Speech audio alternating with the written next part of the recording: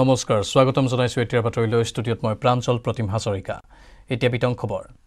কাব্যঋষি নীলমণি ফুকনলৈ জ্ঞানপীঠ বঁটা তৃতীয়গৰাকী অসমীয়ালৈ ভাৰতীয় সাহিত্যৰ সৰ্বোচ্চ সন্মান জীৱনজোৰা সাধনাৰ বাবে কবিগৰাকীলৈ এই সন্মান আগবঢ়োৱা হৈছে পূৰ্বে বীৰেন্দ্ৰ কুমাৰ ভট্টাচাৰ্যই লাভ কৰিছিল জ্ঞানপীঠ বঁটা 1979 চনত মৃত্যুঞ্জয়ৰ বাবে জ্ঞানপীঠ বঁটা পাইছিল ভট্টাচাৰ্যদেৱে মামণি ৰয়ছম গোস্বামীও লাভ কৰিছিল জ্ঞানপীঠ বঁটা 2000 চনত মামণি বাইদেৱে লাভ কৰিছিল এই সৰ্বোচ্চ সন্মান কবিতা শীৰ্ষক স্বনিৰ্বাচিত কাব্যগ্ৰন্থৰ কাৰণে 1981 চনত সাহিত্য একাডেমী বঁটা প্ৰদান কৰা হৈছিল কাব্যঋষি নীলমণি ফুকনদেৱক 1990 চনত ভাৰত চৰকাৰে পদ্মশ্ৰী সন্মানেৰে সন্মানিত কৰিছিল ফুকনদেৱক তাৰ পিছত 1991 চনত সগনলাল জৈন বঁটা 1997 চনত অসম উপত্যকা সাহিত্য বঁটা আৰু সাহিত্য একাডেমীৰ ফালৰ পৰা শ্ৰেষ্ঠ সাহিত্যিক সন্মান প্ৰদান কৰা হৈছিল 2019 চনত ডিব্ৰুগড় বিশ্ববিদ্যালয় সন্মানীয় ডি.লিট উপাধি প্ৰদান কৰিছিল নীলমণি ফুকনদেৱক দেৰগাঁৱত জন্মগ্ৰহণ কৰা কবি নীলমণি ফুকনদেৱৰ কেইখনমান কবিতা পুথি হ'ল সূৰ্য হেনো নামি আহে এই নদীয়েদি নিৰ্জনতাৰ শব্দ গোলাপী জামুৰ লগ্ন ফুলি থকা সূৰ্যমুখী ফুলটোৰ ফালে কাঁইট গোলাপ আৰু কাঁইট চীনা কবিতা কুৰি শতিকাৰ অসমীয়া কবিতা অৰণ্যৰ গান ইত্যাদি আত্মজীৱনী পাতি সোণাৰুৰ ফুল আৰু পাহৰিব নোৱাৰিলো যি অন্যান্য গ্ৰন্থসমূহ হ'ল লোককল্পদৃষ্টি ৰূপ বৰ্ণ বাঘ শিল্পকলাৰ উপলব্ধি আৰু আনন্দ শিল্পকলাৰ দৰ্শন এইসমূহ নীলমণি ফুকন একেৰাহে অসমীয়া ভাষাৰ এজন কবি কলা সমালোচক অধ্যাপক আৰু সাহিত্যিক তেখেতৰ কবিতাত প্ৰতীকবাদ আৰু চিত্ৰকল্পবাদৰ সুদূৰ প্ৰসাৰী প্ৰভাৱ দেখা যায়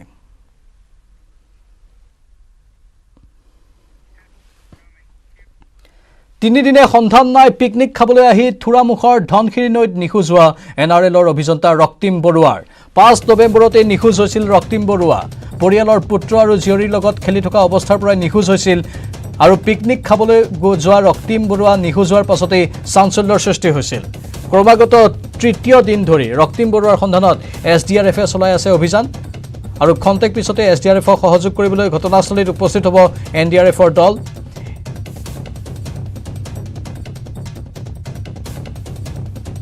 এটা দুৰ্ঘটনা হঠাৎ হোৱা বস্তু দুৰ্ঘটনা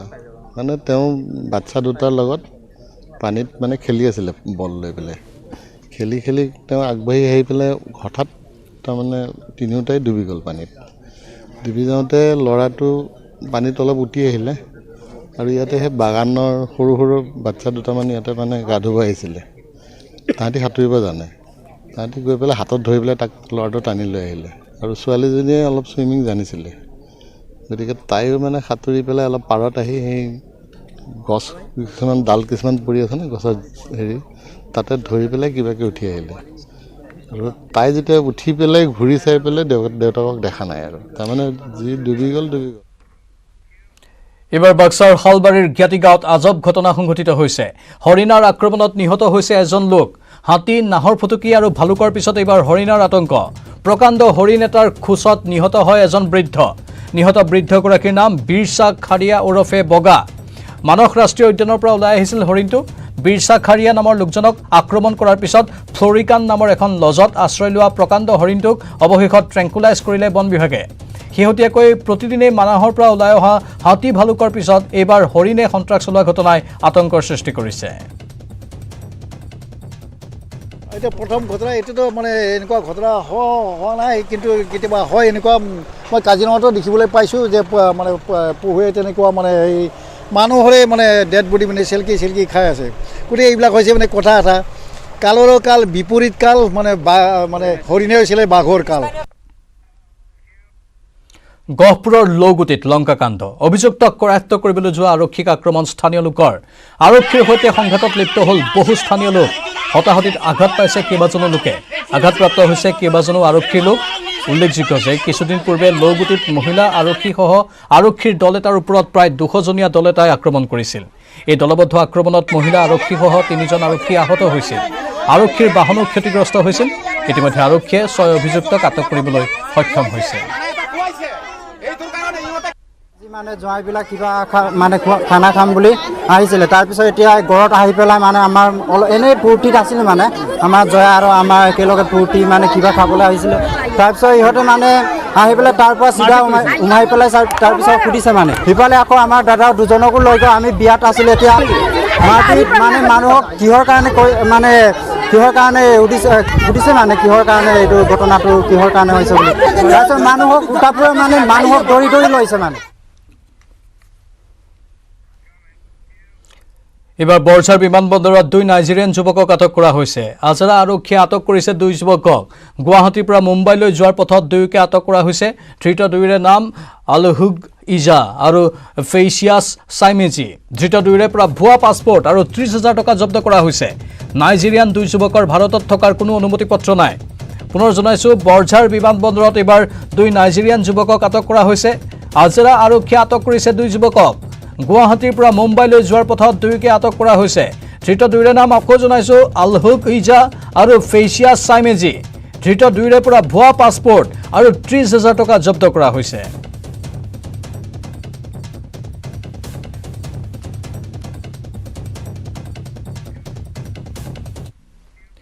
জেলৰ পৰা ওলাই শ্বেৰমান আলীৰ বিস্ফোৰক মন্তব্য পূৰ্বৰ স্থিতিত এতিয়াও অটল থকাৰ কথা ঘোষণা কৰিছে বিধায়কজনে ৰাজনৈতিক ষড়যন্ত্ৰৰ বলি হোৱা বুলি মন্তব্য শ্বেৰমান আলীৰ মুখ্যমন্ত্ৰী হিমন্ত বিশ্ব শৰ্মাই ৰাজধৰ্ম পালন নকৰাৰ অভিযোগ আলীৰ অসমৰ জনসাধাৰণৰ মৌলিক অধিকাৰ খৰ্গহস্ত কৰাৰ অভিযোগ শ্বেৰমান আলীৰ জেলৰ কদৰ্যময় অভিজ্ঞতাৰ বিষয়েও মন্তব্য কৰিলে বাগবৰ সমষ্টিৰ বিধায়কগৰাকীয়ে জেলত থকা সময়ত কংগ্ৰেছৰ পৰা কোনো ধৰণৰ সহায় নোপোৱাৰ অভিযোগ বিধায়কজনৰ মই আজি মাত্ৰ জেলৰ পৰা ওলাইছোঁ আগতে সকলোখিনি কথা কৈছোঁ আৰু এটা বাক্যতে মই ক'ব খোজোঁ যে চৰকাৰ এখনে সদায় ৰাজধৰ্ম মূল বিষয় ৰাজধৰ্ম পালন কৰিব লাগে কিন্তু এই চৰকাৰ গাদীত বহাৰ পৰাই তেওঁলোকে সংবিধান উলংঘা কৰিছে তেওঁলোকে তেওঁলোকৰ নিজে খোৱা শপত উলংঘা কৰিছে আৰু ৰাজধৰ্ম পালন কৰা নাই মই মুখ্যমন্ত্ৰী মহোদয়ক অনুৰোধ কৰিব খোজোঁ যে আপুনি অতি সোনকালে পাৱাৰ কাৰোৱে পাৰ্মানেণ্ট নহয় স্থায়ী নহয় এটা সময়ত হিটলাৰ ইমান শক্তিশালী আছিলে মুছলিনী আছিলে সব সময়ৰ সোঁতত বিলীন হৈ গ'ল ইতিহাসে আপোনাৰ কৰ্মৰাজিৰ ওপৰত ইতিহাসে আপোনাক লিপিবদ্ধ কৰিব গতিকে মাননীয় মুখ্যমন্ত্ৰী মহোদয়ক অনুৰোধ কৰোঁ যে জাত পাতৰ ৰাজনীতি এৰি অসমৰ বৃহত্তৰ স্বাৰ্থৰ অসমৰ সকলো জাতি জনগোষ্ঠীৰ উন্নয়নৰ স্বাৰ্থ এবাৰ বেদখলকাৰীৰ কবলত চৰকাৰী বিদ্যালয়ৰ খেলপথাৰ খুদ গুৱাহাটী মহানগৰীৰ মাছমজিয়াত সংঘটিত হৈছে এই ঘটনা একাংশ বেদখলকাৰীয়ে বিদ্যালয়ৰ ভূমিত বহুৱাইছে অবৈধ বজাৰ মাটি দখল কৰি ঘৰ সজাৰ উপৰিও কৰিছে গাড়ীৰ পাৰ্কিং যাৰ বাবে এতিয়া খৰ্গহস্ত হৈছে বিদ্যালয়খনৰ প্ৰাক্তন ছাত্ৰ সমাজ হাতীগাঁও হাইস্কুলৰ খেলপথাৰত সংঘটিত হৈছে এই ঘটনা ঘোঁৰামৰাস্থিত হাতীগাঁও হাইস্কুলৰ খেলপথাৰত এতিয়া দখলকাৰীয়ে দপদপনি চলাইছে 7.5 বিঘা ভূমিৰ ঠায়ে ঠায়ে কোনোৱে ৰাখিছে বাঁহ কাঠ আকৌ কোনোৱে ৰাখিছে মেচিন যাৰ বাবে মুখ্যমন্ত্ৰীৰ হস্তক্ষেপ বিচাৰিছে এতিয়া প্ৰাক্তন ছাত্ৰ সমাজে বহুবাৰ চৰকাৰী কৰ্তৃপক্ষক আবেদন কৰিও সুফল নাপালে প্ৰাক্তন ছাত্ৰ সমাজে আমি আজি গোটেইবিলাক ছাত্ৰ ছাত্ৰী হাতীগাঁও হাইস্কুলৰ প্ৰাক্তন ছাত্ৰ ছাত্ৰী আৰু হাতীগাঁও অঞ্চলৰ আমি স্থায়ী বাসিন্দা কিছুমানে আজি ইয়াতে একত্ৰিত হোৱাৰ মূল কাৰণটো হ'ল যে বিগত সময়ছোৱাত আপোনালোকে গম পাইছে যে এই স্কুল খেলপথাৰখন হাতীগাঁও হাইস্কুলৰ নামত চৰকাৰে দিয়া 7.5 বিঘাৰ এই মাটিটো আমাক হাতীগাঁও হাইস্কুলৰ খেলপথাৰৰ কাৰণে আমাক চৰকাৰ দিছিলে কিন্তু আজি যোৱা কিছু বছৰৰ পৰা ধৰি দেখা পাই আছোঁ যে কিছুমান বেদখলকাৰীয়ে এই মাটিখিনি দখল কৰি আছে আপোনালোকে দেখিব যে তাতে কিছুমান ঘৰ বাহিৰ বনাই লৈছে এই গাড়ীৰ কিছুমান ষ্টেণ্ড টাইপ কৰি লৈছে বজাৰ পাতি কিছুমান বহাই লৈছে আৰু আমি চৰকাৰৰ ওচৰত সেইকাৰণে আজি আহ্বান কৰিছোঁ যে এই যিবিলাক বেদখলকাৰীয়ে এই হাতীগাঁও হাইস্কুল খেলপথাৰখন দখল কৰি আছে জাবৰ জোঁথৰ পেলাই আছে দোকান পোহৰ পাতি আছে আৰু যি গাড়ী ঘোঁৰাৰ যি ৰাখাৰ যি ব্যৱস্থা কৰিছে এই ব্যৱস্থাবিলাক উৎখাত কৰি এই খেলপথাৰখন ছাত্ৰ ছাত্ৰীৰ খেলা ধূলাৰ কাৰণে চৰকাৰে আমাক ক্লিয়াৰ কৰি দিব লাগে দেশত এতিয়া ক্ৰমাৎ বৃদ্ধি পাইছে অমিক্ৰণত আক্ৰান্তৰ সংখ্যা দেশত নতুনকৈ আক্ৰান্ত আৰু দুজন লোক আক্ৰান্ত লোক দুজন মহাৰাষ্ট্ৰৰ দেশত এই পৰ্যন্ত অমিক্ৰণত আক্ৰান্তৰ সংখ্যা 23 জনলৈ বৃদ্ধি পাইছে মহাৰাষ্ট্ৰত 10 জন লোক অমিক্ৰণত আক্ৰান্ত হৈছে জয়পুৰত 9 জন আৰু দিল্লীত এজনৰ দেহত পোৱা গৈছে অমিক্ৰণ কৰ্ণাটকত 2 জন গুজৰাটত এজন আক্ৰান্ত হৈছে অমিক্ৰণত দেশত পুনৰ এতিয়া কৰোনাৰ সংখ্যা বৃদ্ধি পাইছে বিশেষকৈ অমিক্ৰণ নামৰ যিটো নতুন ভেৰিয়েণ্ট আহিছে এই ভেৰিয়েণ্টটোত আক্ৰান্ত হৈছে আৰু দুজন লোক নতুনকৈ আক্ৰান্ত হৈছে তেওঁলোক হ'ল মহাৰাষ্ট্ৰৰ এই পৰ্যন্ত দেশত অমিক্ৰণত আক্ৰান্তৰ সংখ্যা 23 জনলৈ বৃদ্ধি পাইছে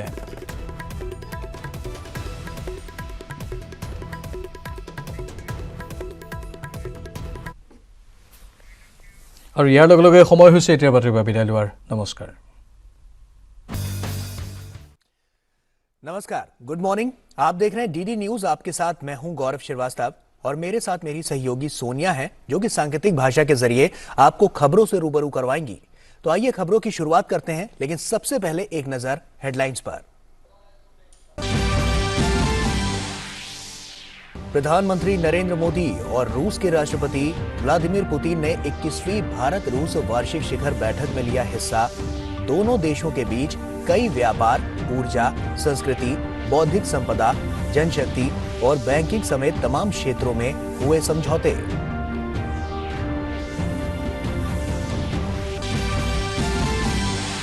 प्रधानमंत्री नरेंद्र मोदी आज गोरखपुर का दौरा कर 9,600 करोड़ रुपए से अधिक की विकास परियोजनाएं राष्ट्र को करेंगे समर्पित। प्रधानमंत्री गोरखपुर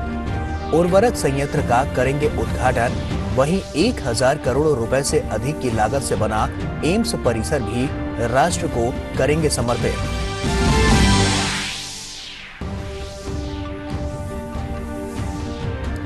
लोकसभा ने national institute of pharmaceutical education and research संशोधन विधेयक 2021 पारित किया। निचले सदन में आज उच्च न्यायालय और सर्वोच्च न्यायालय के न्यायाधीशों के वेतन और सेवा संशोधन विधेयक होगा पेश। वहीं राज्यसभा में ART विनियमन विधेयक और सरोगेसी रेगुलेशन बिल होगा पेश।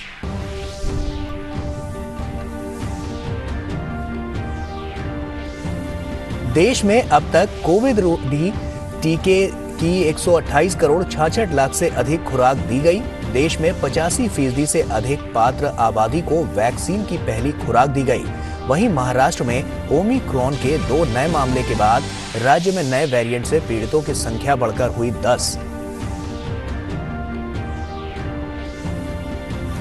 कोरोना टीकों की बूस्टर डोज पर चर्चा के लिए WHO का विशेषज्ञ समूह आज करेगा बैठक। इटली ने नए कोविड प्रतिबंध लगाए। पूर्ण टीकाकरण न कराने वालों को सार्वजनिक स्थानों में प्रवेश करने की अनुमति नहीं। वहीं न्यूयॉर्क ने 5 से 11 साल की उम्र के वर्ग के बच्चों के टीकाकरण का आदेश जारी किया।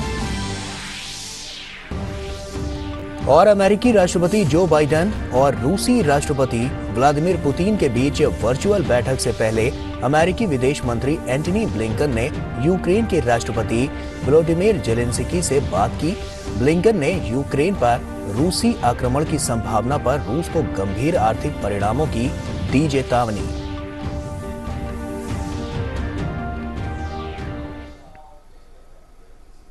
और आइए खबरों की शुरुआत करते हैं।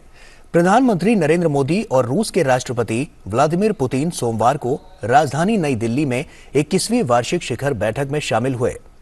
नवंबर 2019 के बाद यह पहला मौका था जब प्रधानमंत्री मोदी और रूस के राष्ट्रपति पुतिन के बीच आमने सामने की मुलाकात हुई। वहीं इस अवसर पर प्रधानमंत्री ने कहा कि रूस से भारत की विशेष और रणनीतिक साझेदारी सुदृढ़ रही है। उन्होंने कहा कि दोनों देशों ने महामारी के दौरान टीके के परीक्षण, उत्पादन और नागरिकों को उनके देशों में पहुंचाने में सहायता की। प्रधानमंत्री मोदी ने दोनों देशों के बीच संबंधों की प्रगाढ़ता के लिए राष्ट्रपति पुतिन का विशेष रूप से आभार जताया और कहा कि नए भू राजनीतिक परिदृश्य में संबंध नए आयाम छू रहे हैं। वहीं रूस के राष्ट्रपति व्लादिमीर पुतिन ने भारत यात्रा पर खुशी जाहिर की। उन्होंने दोनों देशों के बीच मौजूदा साल में व्यापार में 38% की बढ़ोतरी पर संतोष जताया और निवेश को लेकर आशा जाहिर की। उन्होंने अंतरिक्ष से लेकर ईज ऑफ बिजनेस और ईज ऑफ लाइफ के क्षेत्र तकनीकी आदान प्रदान को मजबूत बनाने पर जोर दिया। और भारत रूस 21वीं वार्षिक शिखर बैठक से पहले कल दोनों देशों के बीच पहली 2+2 मंत्री स्तरीय शिखर बैठक हुई। इस बैठक में रक्षा मंत्री राजनाथ सिंह और विदेश मंत्री डॉक्टर एस जयशंकर ने भारत का प्रतिनिधित्व किया और रूस का प्रतिनिधित्व वहां के विदेश मंत्री और रक्षा मंत्री ने किया। इस दौरान दोनों देशों के बीच व्यापार, ऊर्जा, संस्कृति, बौद्धिक संपदा, जनशक्ति, बैंकिंग में साइबर हमला, अकाउंटेंसी आदि क्षेत्र में 28 समझौते हुए।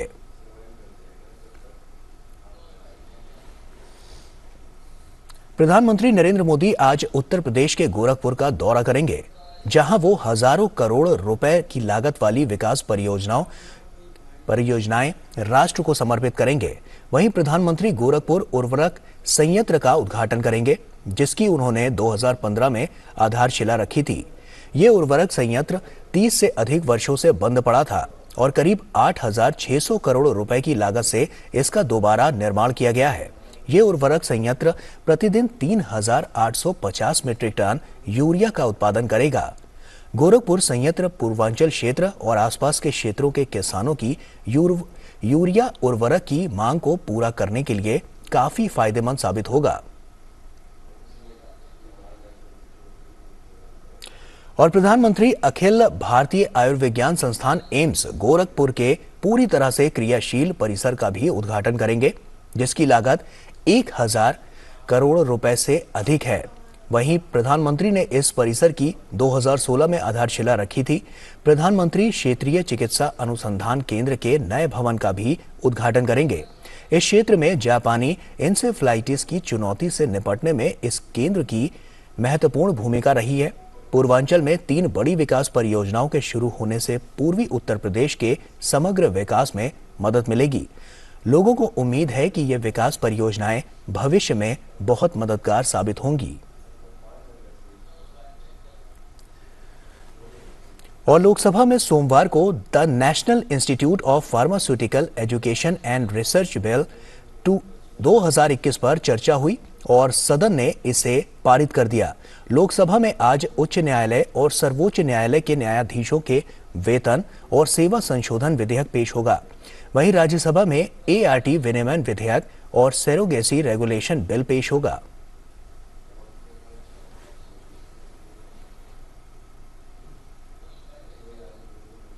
देश में 1 अरब 28 करोड़ 66 लाख से अधिक लोगों को कोविड रोधी टीका लग चुका है। वहीं केंद्रीय स्वास्थ्य मंत्रालय ने बताया कि कल शाम 7 बजे तक 71 लाख टीके लगाए गए। एक ट्वीट में केंद्रीय स्वास्थ्य मंत्री मनसुख मांडविया ने देश में 85% से अधिक पात्र लोगों को कोविड की पहली डोज दिए जाने पर देशवासियों को बधाई दी। और वहीं विश्व स्वास्थ्य संगठन का टीकाकरण पर विशेषज्ञों के रणनीतिक सलाहकार समूह आज कोरोना टीकों की बूस्टर डोज पर चर्चा के लिए एक अहम बैठक करने जा रहा है। इस बैठक में बूस्टर डोज की आवश्यकता पर साक्ष्य जुटाने की चर्चा और इस संबंध में अनुशंसा करेगा। इस समय विश्व स्वास्थ्य संगठन के पास बूस्टर डोज देने को लेकर काफी कम साक्ष्य मौजूद हैं और इस पर कोई निष्कर्ष भी नहीं निकला है। ओमिक्रॉन वेरिएंट के खतरे को देखते हुए लोगों को टीका देना शुरू करना और प्रतिरोधी क्षमता बढ़ाने के संबंध में चिंताएं बढ़ी हैं।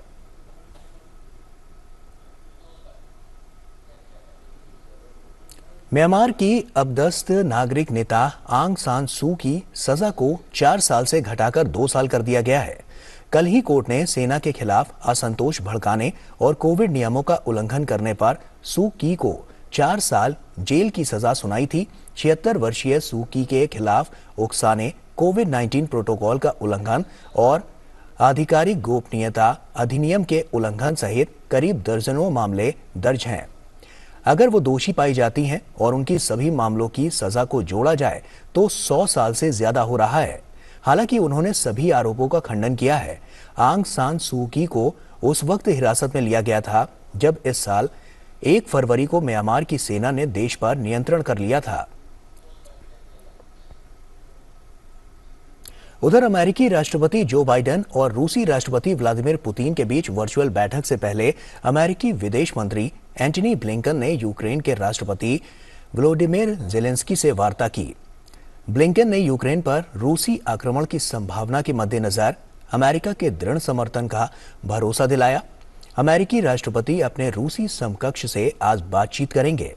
जिसमें वे यूक्रेन पर आक्रमण की स्थिति में रूस पर कठोर आर्थिक पाबंदियां लगाने की चेतावनी दे सकते हैं। इस बीच विदेश विभाग के प्रवक्ता नेड प्राइस ने कहा कि अमेरिका नाटो के खुले दरवाजे की नीति के प्रति अपनी प्रतिबद्धता जताता है। सोवियत गणराज्य का पूर्व हिस्सा यूक्रेन और यूरोपीय संघ और नाटो का सदस्य बनना चाह रहा है।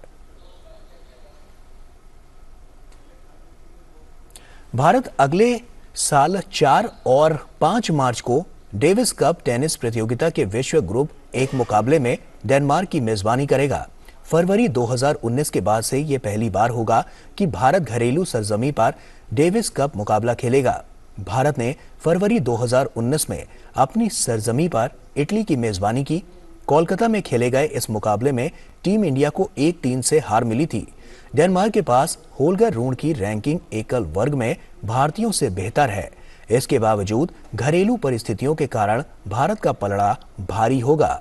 भारत और डेनमार्क की टीमों ने डेविस कप में सिर्फ 2 बार एक दूसरे का सामना किया है। 1927 में कोपेनहेगन में डेनमार्क ने भारत को 5-0 से हराया, तो वहीं सितंबर 1984 में भारत ने आरहूस में 3-2 से जीत दर्ज की थी।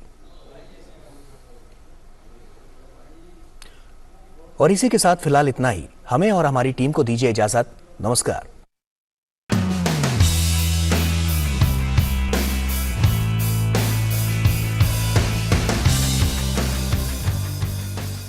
My